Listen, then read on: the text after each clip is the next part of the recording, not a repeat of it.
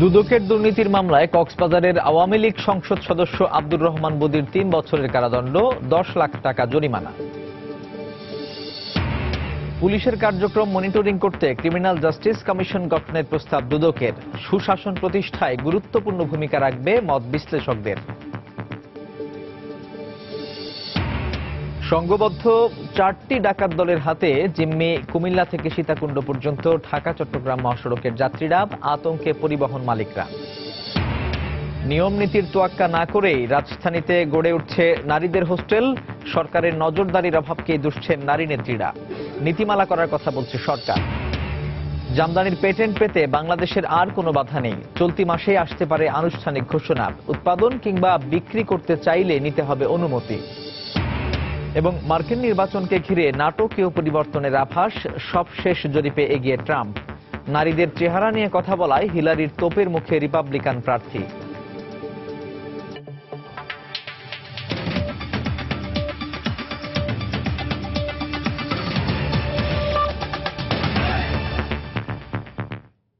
সময় সংবাদ, সঙ্গে আছি সাজিদ রাজু।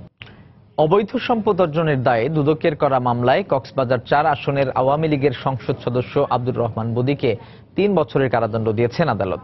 এছাড়া ১০ লাখ টাকা জরিমানা করা হয়েছে। সকালে ঢাকার বিশেষ জজ আদালত ৩-এর বিচারক আবু আহমেদ জমাদার এই রায় ঘোষণা করেন। এ সময় আসামি আব্দুর রহমান বদি আদালতে উপস্থিত ছিলেন। তিনি মামলার শুরু থেকেই অবৈধ সম্পদ অর্জনের বিষয়টি অস্বীকার করে আসছেন। এর আগে গত ১৯ অক্টোবর এই মামলার যুক্তিতর্ক শেষে বিচারক আজ রায়ের জন্য দিন ধার্য করেন। মামলায় রাষ্ট্রপক্ষের ১৫ জন সাক্ষীর মধ্যে ১৩ জনের সাক্ষ্য নেওয়া হয়। এই মামলায় ২০১৪ সালের ১২ অক্টোবর ঢাকার সিএমএম আদালতে আত্মসমর্পণ করলে বদিকে কারাগারে পাঠানো হয়েছিল। পরে তিনি হাইকোর্ট থেকে জামিনে ছাড়া পান। গত বছরের ৭ মে মামলার তদন্ত কর্মকর্তা দুদকের উপপরিচালক মঞ্জিল মোরশেদ ঢাকার সিএমএম আদালতে বদির বিরুদ্ধে অভিযোগপত্র দেন। এতে ৬,৩০,৯৪২ টাকার অবৈধ সম্পদ অর্জনের তথ্য তুলে ধরা হয়।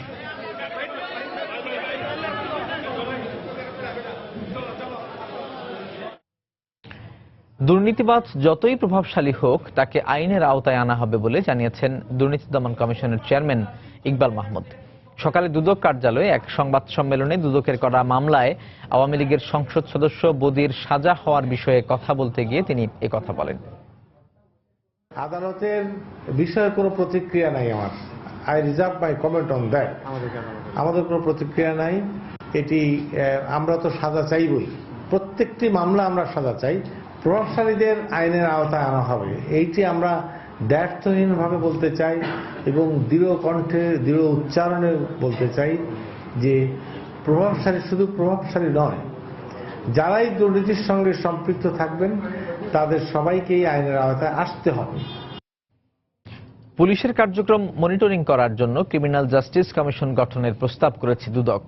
সংস্থাটি বলছে, পুলিশের যারা জনগণের সঙ্গে অসৎ আচরণ করে তারা জবাবদিহিতে বাধ্য হবে স্বতন্ত্র এই কমিশনের মাধ্যমে। বিশ্লেষকরা মনে করেন এই কমিশন সুশাসন প্রতিষ্ঠায় গুরুত্বপূর্ণ ভূমিকা রাখবে। সেই সঙ্গে সৃষ্টি হবে ক্ষমতার ভারসাম্য। বিস্তারিত বেলায়েত হুসাইনের রিপোর্টে।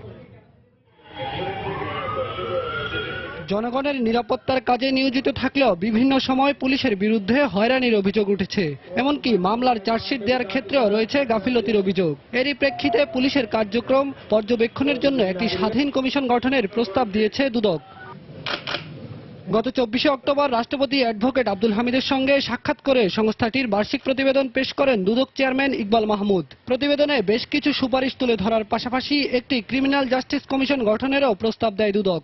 নির্ধারিত সময়সীমার মধ্যে মামলার নিষ্পত্তি এবং জনদুর্ভোগ কমাতেই সুপারিশটি রাখা হয়েছে বলে প্রতিবেদনে উল্লেখ করা হয়। প্রতিটি কমিউনিটিতেই কিছু দুষ্ট লোক থাকে যারা পুরো সেই কমিউনিটির বদনাম করার জন্য যথেষ্ট।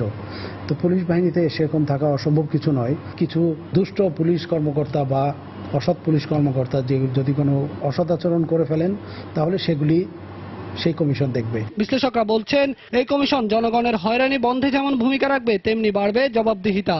ভারসাম্যপূর্ণ অবস্থা সৃষ্টি করলে অবশ্যই আমি মনে করি যে জনহয়রানির ক্ষেত্রে একটি প্রতিবন্ধকতা সৃষ্টি হবে। যখন প্লুরালিস্টিক একটা সিস্টেম থাকে তখন একে অপরের সাথে ইন্টারাকশন করছে, এখানে একটা ভারসাম্য তৈরি হয় সেই ভারসাম্যের চাহিদা তো জনগণের মধ্যে আছেই। পুলিশের হাতে যে ক্ষমতাটা দেওয়া হয়েছে, যেটা দায়িত্ব এবং ক্ষমতা দেওয়া হয়েছে, সেটি প্রয়োগের ক্ষেত্রে অনেক সময় বিভিন্ন ধরনের ঘাটতি এবং অনিয়ম হচ্ছে। কাজে আমি মনে করি এই দাবিটা পুলিশের নিজের থেকে আসা উচিত, যে পুলিশের কার্যক্রম পর্যবেক্ষণের জন্য একটা ইন্ডিপেন্ডেন্ট বা স্বাধীন কমিশন বলি বা ন্যায়পাল বলি, এই ধরনের একটা প্রতিষ্ঠান করা উচিত। বিষয়টিকে বিতর্কের ঊর্ধ্বে রাখতে জনমত যাচাইয়ের পাশাপাশি পুলিশের মতামত নেওয়ারও তাগিদ দেন বিশ্লেষকরা। পুলিশের সদস্য যারা আছেন তাদের কোনো স্বার্থের দ্বন্দ্ব থাকবে। বেলায়েত হোসাইন, সময় সংবাদ, ঢাকা। কুমিল্লা থেকে সীতাকুণ্ড পর্যন্ত প্রায় 150 কিলোমিটার এলাকায় সংঘবদ্ধ 4টি ডাকাত দলের হাতে জিম্মি হয়ে পড়েছে ঢাকা চট্টগ্রাম মহাসড়কের হাজার হাজার যাত্রী। ডাকাত দলগুলোতে রয়েছে দেশি বিদেশি অস্ত্রে সজ্জিত 15 থেকে 20 জন সদস্য। এমন তথ্য খোদ আইন শৃঙ্খলা রক্ষা বাহিনীর। প্রতিদিনই নানা কৌশলে প্রাইভেট কার, মাইক্রোবাস ও যাত্রীবাহী গাড়ি থামিয়ে মালামাল লুট করছে ডাকাত দলের সদস্যরা। এই অবস্থায় যাত্রীদের পাশাপাশি পরিবহন মালিকরাও আতঙ্কের মধ্যে রয়েছেন। বিস্তারিত জানাচ্ছেন কমল দে। মহাসড়কের ডাকাত দলের সদস্যদের ধরার জন্য সম্প্রতি মধ্যরাতে ফাঁদ পেতেছিল র্যাব, আর সাধারণ গাড়ি মনে করেই সে গাড়িতে হামলা চালায় ডাকাত দলের সদস্যরা। হয়তো পূর্ব প্রস্তুতি ছিল বলেই র্যাব সে ডাকাত দলকে প্রতিরোধ করতে পেরেছিল। র্যাবের দাবি অনুযায়ী বন্দুকযুদ্ধে নিহত হয়েছে 3 জন, কিন্তু কোন রকম বাধা ছাড়াই ডাকাত দলের কবলে পড়ছে এই মহাসড়কে চলাচলকারী অন্যান্য যানবাহন। বিশেষ করে কয়েকটা স্পট খুব খারাপ। একটা হচ্ছে সীতাকুণ্ড থেকে জোরারগঞ্জ পর্যন্ত, আবার ওইদিকে ফেনীর মোহাম্মদ আলী থেকে সুয়াগাজী বাজার পর্যন্ত। যদি এই ধরনের ঘটনা ঘটতে থাকে তাহলে আমাদের যাত্রীর পরিমাণও কমে যাবে এবং দিনে চাপ পড়বে বেশি। র্যাবের তথ্য অনুযায়ী দেশের গুরুত্বপূর্ণ এই মহাসড়কে ত্রাসের রাজত্ব কায়েম করে আছে সংঘবদ্ধ 4টি ডাকাত দল। এর মধ্যে কুমিল্লা থেকে ফেনী পর্যন্ত একটি গ্রুপের রাজত্ব থাকলো, ফেনী থেকে চট্টগ্রামের সীতাকুণ্ড পর্যন্ত রয়েছে বাকি 3টি গ্রুপ। তারা কখনো একত্রে কাজ করে, কখনো আলাদাভাবে কাজ করে। তাদের টার্গেট থাকে একক কোনো প্রাইভেট কার, মাইক্রোবাস, মহিলা টহিলা কিংবা এই ধরনের আসছে, কিংবা একক কোনো ট্রাক আসছে, সেটাকে তারা আটক করার চেষ্টা করে। এই অঞ্চলে যানবাহনে ডাকাতির ঘটনা ঘটলো, আইনগত সহায়তা নেওয়ার হার সেই তুলনায় একেবারে কম। এই এলাকায় জানুয়ারি থেকে অক্টোবর পর্যন্ত 2টি ডাকাতি মামলার ঘটনা আমাদের রেকর্ডকৃত আছে। এইগুলো প্রতিরোধে আমরা স্থানীয় পর্যায়ে কমিউনিটি পুলিশিং এর মাধ্যমে মিটিং, এবং যাতে ওইসব এলাকায় ডাকাতি না হয় এইখানের যে স্থানীয় লোক যারা পাহারা দেয় বিভিন্ন বাজার এবং আশেপাশে এরিয়া, আমরা তাদেরকেও সতর্ক করেছি। প্রতিদিন অন্তত 2000 যাত্রীবাহী বাস, 8000-এর বেশি প্রাইভেট কার ও মাইক্রোবাস, 4000-এর বেশি মিনি ট্রাক এবং হিউম্যান হলার চলাচল করে এই মহাসড়কে। এছাড়া চট্টগ্রাম বন্দর কেন্দ্রিক ট্রাক ও লরি রয়েছে 30,000-এর বেশি। কমল দে, সময় সংবাদ, চট্টগ্রাম। সময় সংবাদ আরও থাকছে। বান্দরবানের লামায় অপহৃত 4 জন উদ্ধার, অপহরণকারী সন্দেহে 2 জন গণপিটুনিতে নিহত।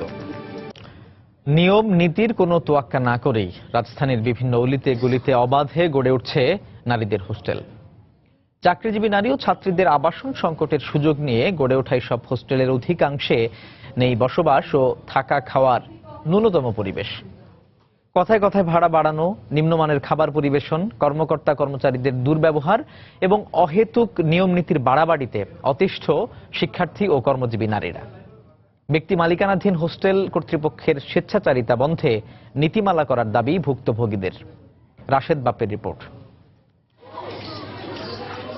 রাজধানীর ফার্মগেট এলাকার নিবেদিকা ছাত্রী হোস্টেল। 5 তলা এই হোস্টেলটিতে থাকছেন প্রায় 100 জন নারী। ছোট এক একটি রুমে 3 থেকে 4টি বেডে 6 থেকে 8 জনকে থাকতে হয়। নেই পা ফেলার সামান্য একটু জায়গা, অথচ সিট প্রতি ভাড়া আদায় করা হচ্ছে 3 থেকে 4 হাজার টাকা। প্রতি ফ্লোরের ফাঁকা জায়গায় হার্ডবোর্ড দিয়ে তৈরি করা হয়েছে ছোট ছোট রুম। বাদ যায়নি বারান্দার খালি জায়গাটুকুও। আমি যে বেডে থাকি এখানে একজন থাকলে অসুবিধা হয়, কিন্তু 2 জন থাকে কিভাবে এখানে? এই রুমটা একটা হার্ডবোর্ডের রুম, দেখেন যে উপরে ফাঁকা, তো এইখানে থেকে এখানে অবস্থান করাটা খুবই ক্রিটিক্যাল। আমরা তো একটা জায়গাতে টাকা দিয়ে আসছি কিসের জন্য? মাথার উপর একটা ছাদ থাকার জন্য, যাতে আমাদের পানিতে যাতে ভিজতে না হয়, রোদে যাতে পুড়তে যেতে না হয়। তারপরেও যদি আমরা রুমের মধ্যে থেকে যদি এরকম রোদে পূর্ব বৃষ্টিতে ভিজবো, তাহলে আমরা টাকা দিয়ে থাকবো? আমরা ফুটপাতে থাকতে পারতাম। রাজধানী জুড়ে ছড়িয়ে ছিটিয়ে থাকা অধিকাংশ প্রাইভেট হোস্টেলের অবস্থাই নাজুক। বিভিন্ন সুযোগ সুবিধা সম্বলিত চটকদার বিজ্ঞাপন দেখে হোস্টেলে উঠলেও পূরণ হয় না তার সিকিভাগও। অনেকে সাবলেটে উঠে নানা শর্ত আর বিধিনিষেধের বেড়াজালে বাধাগ্রস্ত নারীর স্বাভাবিক জীবনযাত্রা। সাবলেটে থাকলে প্রতি বছর জুন জুলাইয়ের দিকে আমাদের ভাড়াটা বাড়ায় দেওয়া হয়, আমাদের এক্সট্রা কোনো সার্ভিস দেওয়া হয় না। তো নিজের আমার কোনো স্বাধীনতা নেই, আমাকে একটা প্রপার ওয়েতে বাসার ভিতরে ঢুকতে হবে। সব পার্সোনাল বিষয়ে সে ইন্টারফেয়ার করতেছে, এটা একটা মারাত্মক সমস্যা। যার সাথে থাকতেছে, শেয়ার করতেছে, এটা লিভিং প্লেসটা যদি বেটার না হয় তখন মানে লাইফটা হেল হয়ে যায়। মেয়েদের এমন মানবেতর জীবনযাপনের জন্য সরকারের নজরদারির অভাবকেই দুষছেন নারী নেত্রীরা। প্রফেশনালিজম থাকবে, সিকিউরিটি থাকবে, নারী বান্ধব পরিবেশ, সেখানে কোনো ধরনের হয়রানি না। সরকারকেও নজর দিতে হবে এবং বেসরকারিভাবে যারা পরিচালনা করছেন তাদের প্রফেশনালিজম আসতে হবে। একটা নীতিমালা আমরা প্রণয়ন করার চিন্তা ভাবনা করছি। নীতিমালার আওতাধীনে যদি কাজগুলো হয় তাহলে অমানবিক বিষয়গুলো হবে না এবং একটা জবাবদিহিতা থাকবে। বিশেষজ্ঞরা বলছেন নগরীতে নারীর আবাসন সংকট সমাধানে নিতে হবে সমন্বিত উদ্যোগ। এক্ষেত্রে প্রতিটি শিক্ষা প্রতিষ্ঠানকেই নিশ্চিত করতে হবে তার নারী শিক্ষার্থীর আবাসন ব্যবস্থা। একইভাবে প্রতিটি প্রতিষ্ঠানকেও সর্বোচ্চ গুরুত্ব দিতে হবে তার নারী কর্মীর নিরাপদ বাসস্থানের বিষয়টিকে। তবেই সকল প্রতিবন্ধকতাকে দূরে ঠেলে এগিয়ে যাবে নারী, পৌঁছে যাবে তার যোগ্যতম স্থানে। রাশেদ বাপ্পি, সময় সংবাদ, ঢাকা।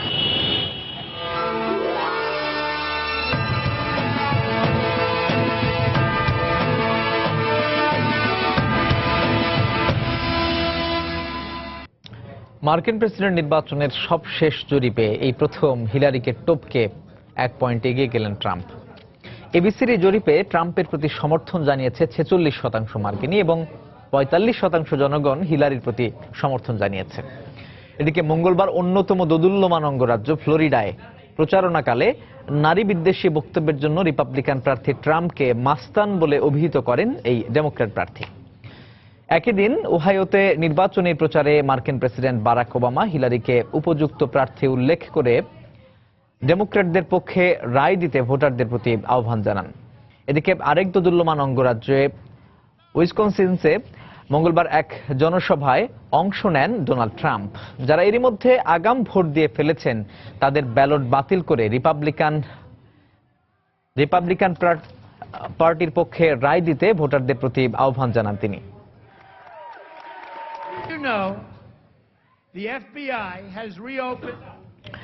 এদিকে যুক্তরাষ্ট্রের কানেকটিকাট অঙ্গরাজ্যটি বরাবরই রিপাবলিকানদের ঘাঁটি হিসেবে পরিচিত হয়ে থাকলেও ডেমোক্র্যাট দলীয় প্রেসিডেন্ট প্রার্থী হিলারি ক্লিন্টন এখানকার ইয়েল বিশ্ববিদ্যালয়ে পড়াশোনা করায় তাকে একজন মানবিক প্রার্থী হিসেবে দেখছেন ভোটাররা। একই সঙ্গে নানা বিতর্কিত বক্তব্য আর অভিবাসন বিরোধী হওয়ায় ট্রাম্পকে প্রেসিডেন্ট হিসেবে অযোগ্য মনে করেন বেশিরভাগ সাধারণ ভোটার। যুক্তরাষ্ট্রের কানেকটিকাট থেকে আরো জানাচ্ছেন তুষার আব্দুল্লাহ। কানেকটিকাট অঙ্গরাজ্য একসময় রিপাবলিকানদের দখলে থাকলেও গত 2 বছর ধরে এই অঙ্গরাজ্য দখল নিয়ে নিয়েছে ডেমোক্রেটরা। এই কানেকটিকাট অঙ্গরাজ্যের যে ইয়েল বিশ্ববিদ্যালয় নিউ হ্যাভেন সিটির, সেখানে হিলারি ক্লিন্টন পড়াশোনা করেছেন। সেখানে স্বাভাবিকভাবে কানেকটিকাটের হিলারি সমর্থক বেশি এবং তারা হিলারি ক্লিন্টনকে একজন মানবিক প্রার্থী বলে মনে করছেন। কারণ হচ্ছে যে অভিবাসীদের প্রতি তার দুর্বলতা আছে, পাশাপাশি নারীদের নারীর ক্ষমতায়নের বিষয়ে যে হিলারির অবস্থান। আমাদের কানেকটিকাটে অবস্থিত ইয়েল ইউনিভার্সিটির স্টুডেন্ট ছিলেন এবং সেই তৎকালীন সময় থেকে উনি বিভিন্ন সামাজিক, তারপরে উনি লয় পাশ করেছেন। উনি আইন পেশায়ও উনি বিভিন্ন মানব সংগঠনের সাথে উনি জড়িত ছিলেন এবং সেক্ষেত্রে বঞ্চিত যেসব গ্রুপ তাদেরকে উনি বিভিন্নভাবে সেবা দিয়ে আসছেন। Hillary Clinton, she is a world class leader এবং she has much more capability compare to Donald Trump.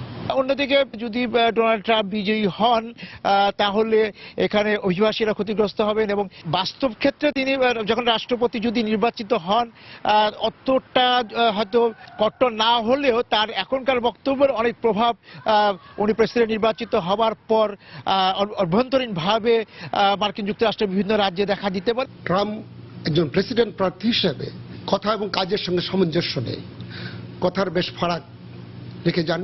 মার্কিন যুক্তরাষ্ট্রের যে কূটনীতিক নীতি আছে সেই জায়গা থেকে মার্কিন যুক্তরাষ্ট্র এই যে ওবামার প্রশাসন যেভাবে পররাষ্ট্র নীতি পরিচালনা করছেন খুব বেশি হেরফের শেষ পর্যন্ত হবে না।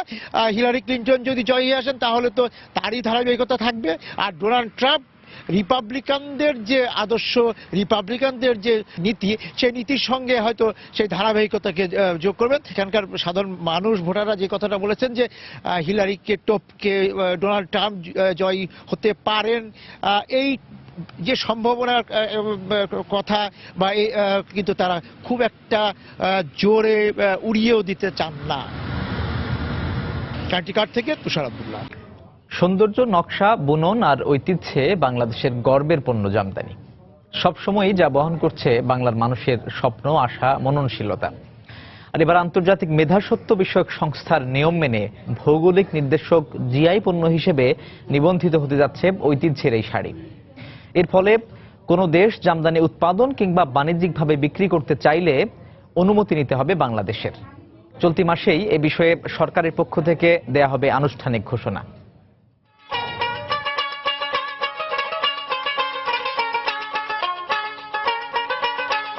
রঙিন সুতা আর নিপুণ হাতের ছোঁয়ায় ফুটে উঠছে এক একটি স্বপ্ন। প্রতিটি নকশা বলছে জীবনের কথা, দুঃখ, শোকগাথা তুলে ধরছে বাংলার প্রকৃতি ও জীবনধারা।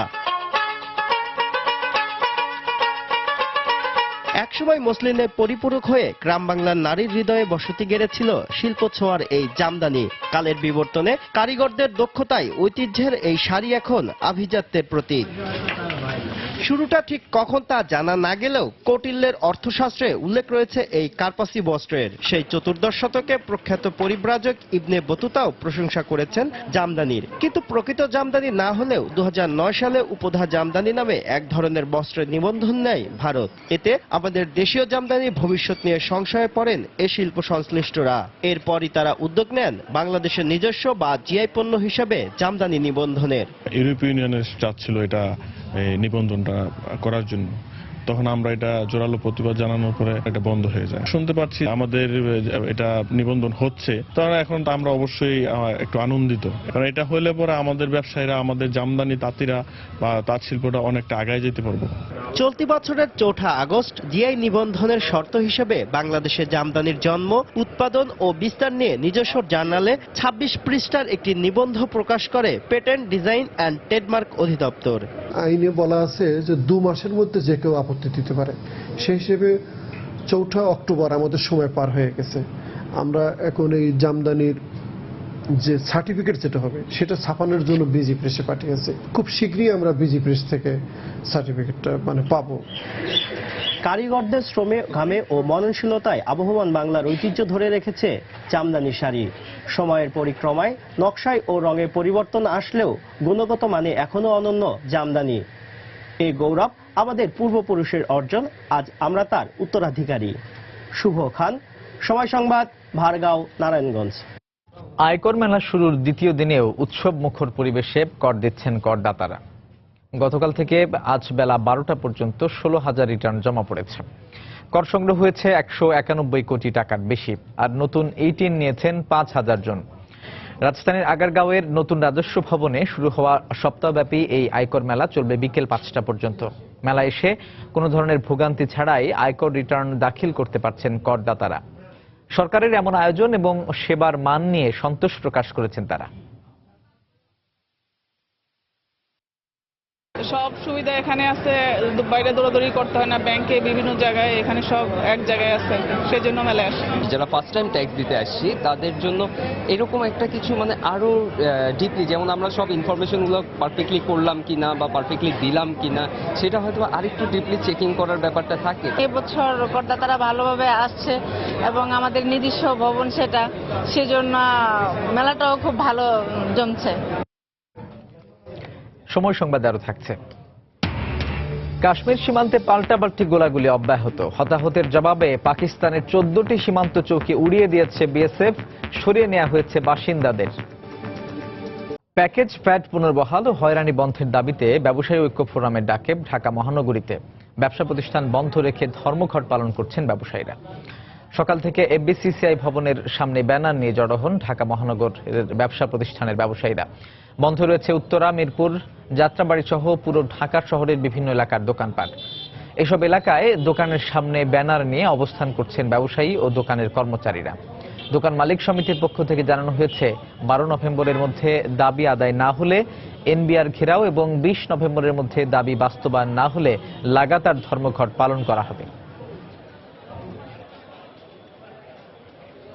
আমরা চাই এনবিআর এর সাথে আলাপ আলোচনার মাধ্যমে সুষ্ঠু একটা সমাধান আসবে, যে সমাধানের মাধ্যমে প্যাকেজ বেড শুধু অল্প সীমানার মধ্যে সীমাবদ্ধ থাকবে না, সারা বাংলাদেশের 55,526 বর্গের মধ্যে যে সমস্ত ব্যবসা স্প্রেড করেছে, আমরা সকল ব্যবসায়ীর কাছ থেকে ভ্যাট আদায়ের জন্য প্রস্তাব রাখবো এনবিআর এর কাছে।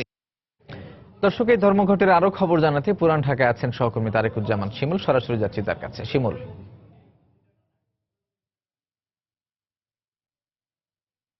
বাংলাদেশ স্টিল আমদানিকারক প্রতিষ্ঠানের পক্ষ থেকে কিন্তু আজকে এই বংশরা এলাকায় ধর্মঘট পালিত করা হচ্ছে। আজকে সকাল থেকে আমরা দেখেছি যে এখানকার কোনো ধরনের স্টিলের দোকান কিন্তু আজকে খোলা হয়নি, এবং যার ফলে দেখা যাচ্ছে যে চারপাশের কিন্তু কয়েকশো দোকান বন্ধ আছে। এবং আপনি দেখছেন যে এই কিছুক্ষণ আগে এখানকার যারা ব্যবসায়ী আছেন তারা একটি মানববন্ধন আয়োজন করেছেন, এবং মানববন্ধনের যে ব্যানার সেখানে আমরা দেখতে পাচ্ছি যে আসলে চলতি অর্থ বছরে তাদের উপর যে ভ্যাট আরোপ করা হয়েছে, এই ভ্যাটের জন্য তারা শুরু থেকেই এর বিরোধিতা করে আসছিলেন। কিন্তু তাদের দাবি, তাদের সাথে কোনো ধরনের কোনো কথা না বলে, তাদের কাছ থেকে কোনো ধরনের কোনো আলোচনা না করে আসলে সরাসরি ভ্যাট বেশি তাদের উপর আরোপ করা হয়েছে, এবং যার ফলে এই ভ্যাটের যে বাড়তি বোঝা, সে বাড়তি বোঝার ফলে তারা বলছেন তারা ব্যবসায় ক্ষতির সম্মুখীন হচ্ছেন, এবং এই ক্ষতির সম্মুখীন হওয়ার কারণে তারা আজকে মাঠে নেমেছেন বলে আমাদের কাছে দাবি করেছেন। এবং তারা আমাদেরকে জানিয়েছেন যে আগামী 20 তারিখ পর্যন্ত তারা সরকারকে সময় দিয়েছেন। এই 20 তারিখের মধ্যে তারা চাচ্ছেন সরকারের সাথে কথা বলে যে ভ্যাটের বাড়তি বোঝা সেটি কমিয়ে পূর্বের যে ভ্যাট ছিল সেই ভ্যাট তারা বহাল রাখার দাবি জানাচ্ছেন। এবং 20 তারিখের মধ্যে যদি তাদের দাবি মানা না হয়, এবং তখন তারা বলছেন যে তারা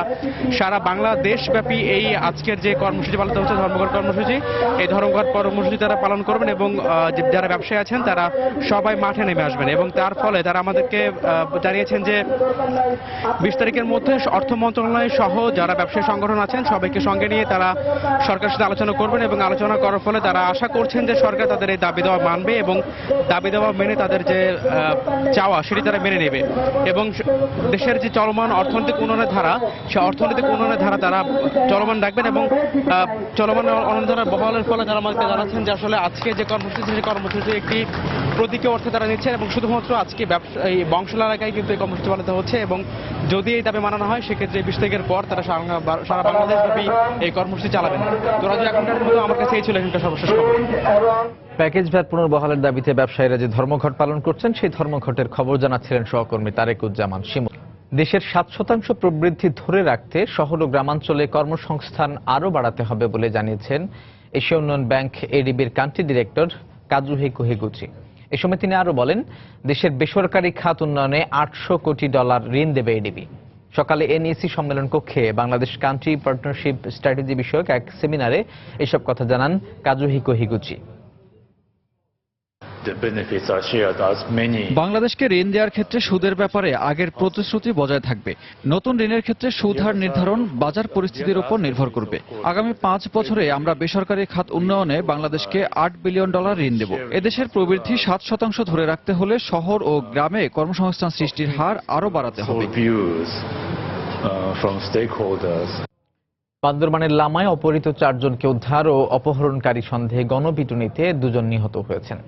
গতরাতে উপজেলার হারগাজা ফকিরাখোলা এলাকায় এই ঘটনা ঘটে। এলাকাবাসী জানায়, গতরাতে ফাঁসিয়াখালী ইউনিয়নের হারগাজা ফকিরাখোলা এলাকায় একটি সিএনজি অটোরিকশা থামিয়ে 4 জনকে অপহরণ করে একটি চক্র। খবর পেয়ে অপহৃতদের উদ্ধারে অভিযান শুরু করে পুলিশ। রাত 12টার দিকে স্থানীয়দের সহায়তায় আহমেদ, মুজাহির, মানুর আলম ও কালাপুতুকে উদ্ধার করে পুলিশ। পরে অপহরণকারী সন্দেহে 2 জনকে পিটুনি দেয় স্থানীয় জনতা। এতে ঘটনাস্থলে তাদের মৃত্যু হয়। তবে নিহতদের পরিচয় জানাতে পারেনি পুলিশ। বাংলাদেশ কোস্ট গার্ডের জন্য ইতালি থেকে কেনা 4টি জাহাজের মধ্যে 2টি জাহাজ চট্টগ্রাম কোস্ট গার্ড স্টেশনে পৌঁছেছে। সকালে বন্দরে জাহাজ দুটি গ্রহণ করেন কোস্ট গার্ড পূর্বাঞ্চলের কমান্ডার ক্যাপ্টেন শহীদুল ইসলাম। আগামী ডিসেম্বরে প্রধানমন্ত্রী শেখ হাসিনা জাহাজ দুটি আনুষ্ঠানিকভাবে কমিশনিং করবেন বলে জানিয়েছে কোস্ট গার্ড। প্রায় 1 মাস আগে ইতালি থেকে ছেড়ে আসা সৈয়দ নজরুল ইসলাম ও তাজউদ্দিন আহমেদ নামের জাহাজ দুটি চট্টগ্রাম বন্দরের বহির্নোঙরে এসে পৌঁছায়। কোস্টগার্ড জানায়, গভীর সমুদ্রে অভিযান পরিচালনায় দক্ষতা বাড়াতে 2015 সালের মার্চে 936 কোটি টাকা ব্যয়ে 4টি জাহাজ কেনার অনুমোদন দেয় একনেক।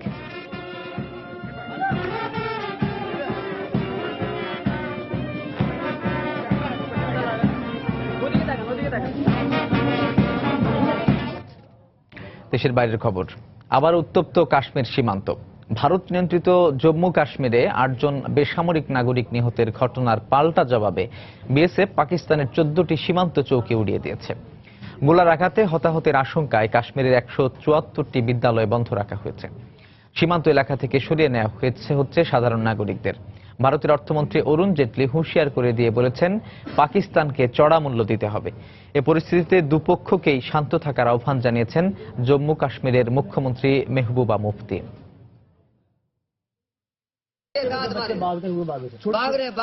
ভারতের জম্মু কাশ্মীর সীমান্তের বাসিন্দারা ছুটছেন নিরাপদ আশ্রয়ের সন্ধানে। আতঙ্কে কাঁদছে কোলের শিশু। তাদের সরিয়ে নিতে ভারতীয় কর্তৃপক্ষ সার্বিকভাবে সহায়তা করছে। পাকিস্তান থেকে এরকম গুলিছোড়া হলে আমরা নিজেদের বাড়িতে কিভাবে থাকবো? ভয়ে আমার মেয়ে এত কান্না করছে যে আমি ভীষণ অসহায় বোধ করছি। মঙ্গলবারও সীমান্তবর্তী সাম্বা, পুঞ্চ ও রাজৌরি জেলায় পাকিস্তানি রেঞ্জার্সের সদস্যদের গোলাবর্ষণে 8 জন বেসামরিক নাগরিক নিহত ও 18 জন আহত হয়। নিহতদের মধ্যে 4 জন নারী ও 2 জন শিশু রয়েছে বলে জানা গেছে। অবশ্য পাকিস্তানের দাবি, এর আগের দিন ভারতীয় বাহিনীর গুলিতে 6 পাকিস্তানি নিহতের জবাবে তারা পাল্টা গুলি ও গোলা ছোড়ে। তবে বেসামরিক নাগরিক নিহতের ঘটনার পাল্টা জবাবে পাকিস্তানের 14টি সেনা চৌকি বিধ্বস্ত করেছে বলে দাবি করেছে ভারতীয় সীমান্তরক্ষী বাহিনী বিএসএফ। গত 3 দিনে দুপক্ষের গোলাগুলিতে অন্তত 19 জন নিহত হয়েছে। দুদেশের চলমান এই উত্তেজনার মধ্যেই পাকিস্তানকে হুঁশিয়ারি দিলেন ভারতীয় অর্থমন্ত্রী অরুণ জেটলি। এনডিটিভিকে দেয়া এক সাক্ষাৎকারে তিনি বলেন, ভারতীয়দের হত্যা করলে এর চড়া মূল্য দিতে হবে পাকিস্তানকে। আমরা অনেক সহনশীল আচরণ করছি, তবে আর নয়। পাকিস্তান যদি ভারতীয়দের হত্যা করে তার কঠিন জবাব দেওয়া হবে বলে রাখছি। ভারত নিয়ন্ত্রিত জম্মু কাশ্মীরের উরি সেক্টরে গত সেপ্টেম্বরে হামলার পর থেকে দুদেশের মধ্যে চরম উত্তেজনা বিরাজ করছে। ওই ঘটনার পর থেকে পাকিস্তানের বিরুদ্ধে এ পর্যন্ত অন্তত 60 বার যুদ্ধবিরতি লঙ্ঘনের অভিযোগ এনেছে ভারত। উরি হামলার পর আরও কয়েকবার পাকিস্তান ভিত্তিক জঙ্গি গোষ্ঠী কাশ্মীরে হামলা চালায়। গতকালও কাশ্মীরের বান্দিপোরা গ্রামে জঙ্গিদের উপস্থিতি আছে জানতে পেরে অভিযানে যায় নিরাপত্তা বাহিনী। দুপক্ষের মধ্যে ব্যাপক গোলাগুলি হলেও হতাহতের খবর পাওয়া যায়নি। এদিকে কাশ্মীরের বিচ্ছিন্নতাবাদী নেতা বুরহান ওয়ানির মৃত্যুর পর থেকে কাশ্মীরে মঙ্গলবার 116তম দিনের মতো অবরোধ পালন করে সমর্থকরা। হাফসাতুন্নেসা, সময় সংবাদ। পানামা পেপারস কেলেঙ্কারি নিয়ে পাকিস্তানের প্রধানমন্ত্রী নওয়াজ শরীফ ও তার পরিবারের সদস্যদের বিরুদ্ধে তদন্তের নির্দেশ দিয়েছে দেশটির সর্বোচ্চ আদালত। সাবেক ক্রিকেটার ইমরান খানের রাজনৈতিক সংগঠন তেহরিক ইনসাফ, পিটিআই, জামাত ইসলামী পাকিস্তান সহ বেশ কয়েকটি দলের আবেদনের পরিপ্রেক্ষিতে এই সিদ্ধান্ত নেয় সুপ্রিম কোর্ট। আদালতের এই পদক্ষেপকে স্বাগত জানিয়ে ইমরান খান তার পূর্ব ঘোষিত ইসলামাবাদ অচল কর্মসূচি বাতিল করেছেন। বিক্ষোভের পরিবর্তে ধন্যবাদ জ্ঞাপন সমাবেশের ডাক দেন তিনি। নওয়াজ শরীফের মুসলিম লীগ ও ইমরান খানের পিটিআইকে তাদের অভিযোগ ও দাবির পক্ষে তথ্য উপাত্ত আদালতে উপস্থাপনের নির্দেশ দেওয়া হয়েছে। এর ভিত্তিতে এই পানামা কেলেঙ্কারি নিয়ে তদন্ত কমিশন গঠিত হবে। తదుపరి విచారణ ఎల్లుండి దర్యాప్తు సంఘం నిబంధనలకు సంబంధించి తగిన సూచనలతో ముందుకు రావాలని పాక్ ప్రభుత్వాన్ని খেলার খবর। উয়েফা চ্যাম্পিয়ন্স লিগ অবশেষে বার্সেলোনার বিপক্ষে জয়ের দেখা পেল English giant Manchester city. 5 match হারের পর নিজেদের মাঠ এতিহাদ স্টেডিয়ামে বার্সাকে 3-1 গোলে হারালো সিটিজেনরা। এরপরও 9 পয়েন্ট নিয়ে গ্রুপ সির শীর্ষে অবস্থান করছে কাতালানরা, আর 7 পয়েন্ট নিয়ে তার পরের অবস্থান ম্যান সিটির। কদিন আগে ন্যু ক্যাম্পে গিয়ে বিধ্বস্ত হয়ে ফিরে আসতে হয়েছিল সিটিজেনদের। সেই হারের প্রতিশোধ নিতেই এদিন ঘরের মাঠে ইতিহাদ ম্যানচেস্টার সিটির মুখোমুখি হয় বার্সেলোনার। শুরু থেকে আক্রমণ পাল্টা আক্রমণ চলতে থাকলেও ম্যাচের 21 মিনিটে বার্সেলোনার হয়ে লিড আনেন আর্জেন্টাইন তারকা লিওনেল মেসি। 39 মিনিটে স্বাগতিকদের সমতায় ফেরান দলের জার্মান মিডফিল্ডার গুন্ডোগান। বিরতির পর ম্যাচের 51 মিনিটে বেলজিয়ান মিডফিল্ডার ডি ব্রুইনের দুর্দান্ত ফ্রি কিকে ব্যবধান 2-1 করে সিটিজেনরা। এরপর ম্যাচের 74 মিনিটে গুন্ডোগানের করা দ্বিতীয় গোলে ব্যবধান আরও বাড়ায় স্বাগতিকরা। একই সঙ্গে জয় নিশ্চিত করে পেপ গার্দিওলার শিষ্যরা।